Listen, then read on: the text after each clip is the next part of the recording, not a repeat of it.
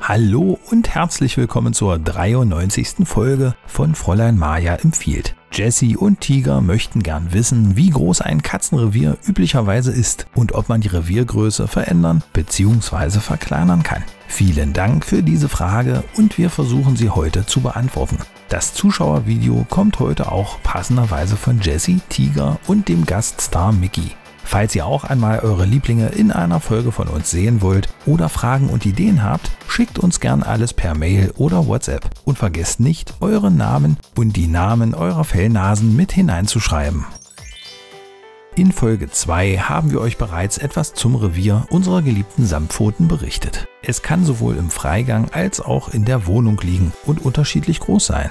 Bestandteil eines jeden Revieres ist das Heim erster Ordnung, welches die heimische Wohlfühlzone rund um den Fress- und Hauptschlafplatz der Plüschrakete ist. Hier fühlt sich der sensible Lauerjäger sicher und sollte in diesem Bereich auch keinen Stress erfahren. Also bitte erschreckt eure Fellkinder nicht mit Gurken oder anderen Dingen, die gerade auf YouTube, Facebook und Co. zu sehen sind. Nehmt Rücksicht auf euren oder eure tierischen Mitbewohner und stört sie nicht beim Fressen oder Dösen. Das Heim zweiter Ordnung ist das Jagdrevier und bei Freigängern in einem Radius von bis zu 500 Metern um das Katzenelternhaus. Hier findet auch der Katzentanz statt. Mehrere Katzen teilen sich zu unterschiedlichen Zeiten diesen Bereich. Bei Wohnungskatzen ist es der Rest der Wohnung bis zur Tür. Die wilden Verwandten der Hauskatzen haben sehr unterschiedlich große Reviere und je nach Geschlecht auch unterschiedliche Bedürfnisse. So ist das Revier einer weiblichen Wildkatze zwischen 50 und 300 Hektar groß. Das eines Wildkaters kann bereits 500 bis 1000 Hektar groß sein. Und ein Luchs gibt sich mit nichts unter 100 Quadratkilometern zufrieden. Aber schon bei der Wildkatze sieht man eine große Varianz in der Größe des Reviers. Die anpassungsfähigen Vertreter der Feliden wählen die Reviergröße entsprechend ihrer Bedürfnisse und der vorhandenen Ressourcen. So kann ein nahrungsreiches Areal mit ausreichend Versteck- und Lauermöglichkeiten auch kleiner ausfallen, wohingegen Brachen mit wenig Nahrungsquellen weiter abgesteckt werden. Doch wie sieht es nun bei den Freunden der Zweibeiner aus, unseren Hauskatzen? Auch hier gibt es geschlechtsspezifische Unterschiede. Je nach Rasse und individuellen Unterschieden ist jedoch im Durchschnitt das Revier eines Katers 3-mal größer als das einer Katze. Für die weibliche Samtpfote ist das Nahrungsangebot für sich und ihren potenziellen Nachwuchs entscheidend für die Größe ihres Reiches. Und für einen Kater kommt als Kriterium noch das Angebot an paarungswilligen Katzen hinzu. Je reifer die Samtpfoten werden, je mehr vergrößert sich das Revier. Mit ca. 1,5 Jahren haben sich die Reviergrenzen gefestigt. Ein kastrierter Kater hat jedoch ein kleineres Hoheitsgebiet, welches sich nach der Kastration nachträglich verkleinern kann.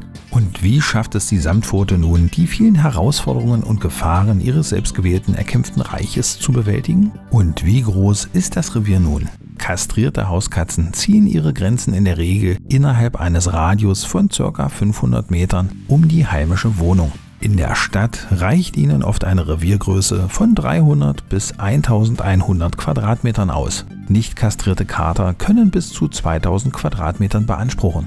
Doch das gilt in der Stadt, in der die Katzendichte höher ist und sich viele Tiere den begrenzten Raum teilen müssen. Auf dem Land kann ein unkastrierter Kater auch gern 60.000 Quadratmeter Fläche für sich beanspruchen. Doch das sind rechnerisch ca. auch nur 140 Meter. Exakte Zahlen sind nicht leicht zu bekommen, denn dafür unterscheiden sich die örtlichen und natürlichen Gegebenheiten zu sehr. Und wie kann man einen allzu großen Bewegungsradius eines Freigängers eingrenzen, um ihn vor den Gefahren der Welt zu bewahren? Die Natur hat unseren schlauen Fellträgern ein großes Lern- und Erinnerungsvermögen mitgegeben. Sie merken sich nicht nur, mit welchen Lauten sie uns Zweibeiner zu allerlei unterschiedlichen Handlungen anstiften können, sondern auch, welche Katzen sich in ihrem Territorium herumtreiben, welche gefährlichen Hunde es gibt und wo bestimmte Geräusche und Gerüche zu finden sind, die besten Nahrungsquellen und auch Gefahrenstellen, die zu meiden sind und so weiter. Dieses sogenannte assoziative Gedächtnis lässt die Fellakademiker neue Probleme mit bereits erlerntem Wissen vergleichen und mehrere Elemente miteinander in Beziehung setzen und für sich nutzbar machen. Sie kennen Ursache und Wirkung sowie Handlungsabläufe mit zig verschiedenen Stationen. Sie können als Lauerjäger mit ausdauernder Beobachtungsgabe ein Problem nach genauem Studium auf das Wesentliche reduzieren und haben damit die wichtige Fähigkeit der Abstraktion.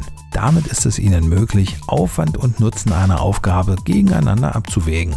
Als Opportunisten von Hause aus gehen Sie dabei nur allzu auf den Weg des geringsten Widerstandes. Und genau an diesem Hebel kann der Zweibeiner ansetzen.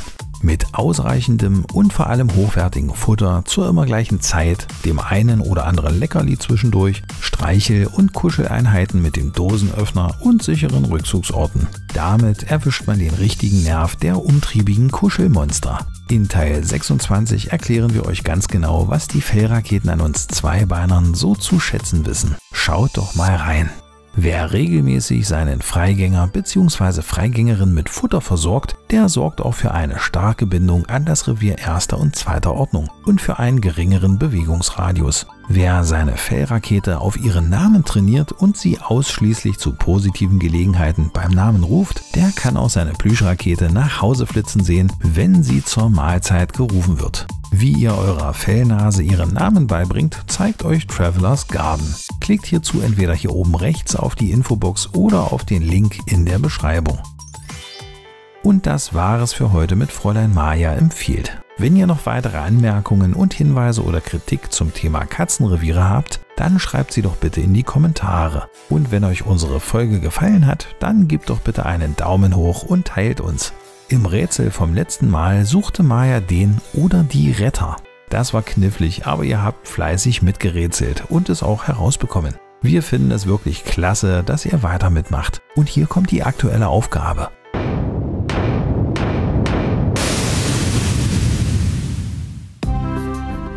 Ich hab keine Hände und kann doch tragen. Hab keine Flinte und kann doch jagen. Kann klettern und schwere Lasten heben. Und bin doch ein zartes, hinfälliges Leben. Wenn ihr das Rätsel herausbekommen habt, dann schreibt doch die Lösung bitte wie immer in die Kommentare. Mailt uns gern eure Videos und auch eure Videowünsche. Wenn ihr nichts mehr von Maja und Mokka verpassen wollt, dann abonniert doch kostenlos unseren Kanal und gebt eurem Maja-Abo einen auf die Glocke. Bis zum nächsten Mal.